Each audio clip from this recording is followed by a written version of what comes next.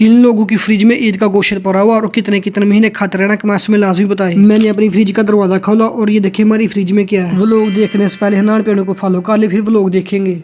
अस्सलामुअलैकुम, मेरा नाम है अब्दुल। तो लोगों की फ्रिजों में आजकल काफी ज्यादा ईद का गोश्त पड़ा हुआ है, उनमें से कई लोगों ने कितने कितने महीने खाते रहना है। चले आज मैं आप सब बहन भाइयों को अपनी फ्रिज खोल के दिखाता हूँ कि हमारी फ्रिज में क्या है। मैंने अपनी फ्रिज का दरवाजा खोला और ये देखिए हमारी फ्रिज में कौन सी चीज है, कमेंट से बताइए क्या है और हम इसका क्या करते हैं। हमारा भी ईद का थोड़ा बहुत गोश्त पड़ा हुआ, हमने किसी की फ्रिज में रखा हुआ है। हमारे घर में आहिस्ता आहिस्ता से आटा खत्म हो रहा है, तो अभी मैं दाने लेकर चक्की पर जा रहा हूँ। चक्की पर आकर मैंने गंदम का कंडे पर वजन करवाया, तोरे पर अपना नाम लिखाया और ये देखिए मुझे कितना ज्यादा पसीना भी आ गया। फिर फिल्टर वाले नलके पर आकर मैंने अपने पाँव धोए, हाथ मुंह धोया, पानी पिया और ये वाला लड़का मेरी तरफ देख रहा हंस रहा था। फिर हम आगे सीधा खेतों में आके मैंने वीडियो बनाई। वीडियो बनाकर मैं सीधा घर में आकर पक्खे के पास बैठ गया। थोड़ी देर के बाद हो गया मगरब की नमाज का टाइम। मस्जिद में आके मैंने मगरब की नमाज बाजमात अदा की। नमाज के बाद मैं तोते गोली वाली रेडी घर में लेकर आ गया। फिर चारपाई पर बैठकर मैंने बिस्मिल्लाह पढ़ के खाना खाया। खाने में था आलू अंडे का सलाद और साथ में चावल। वो लोग कभी एंड किया। अस्सलामु अलैकुम।